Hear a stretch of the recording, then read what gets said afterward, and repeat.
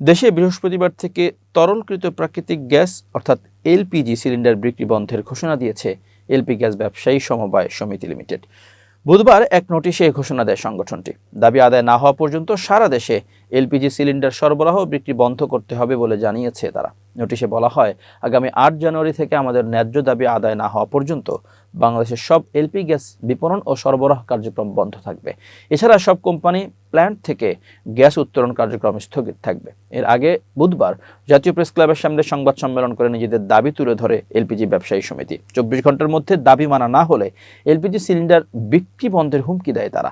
এরপর cylinder gas বিক্রি বন্ধের ঘোষণা দেন তারা। সকালে সমিতির পক্ষ থেকে সংবাদ সম্মেলনে বলা হয়, Bangladesh energy regulatory commission BRC থেকে নতুন করে এলপিজি সিলিন্ডারের মূল্য সমন্বয় করতে হবে। প্রশাসন দিয়ে পরিবেশকদের হয়রানি ও জরিমানা বন্ধ করতে হবে। আগামী ২৪ ঘন্টার মধ্যে এসব দাবি পূরণ না হলে অনির্দিষ্টকালের জন্য সারা দেশে এলপিজি সিলিন্ডার সরবরাহ ও বিক্রি বন্ধ থাকবে।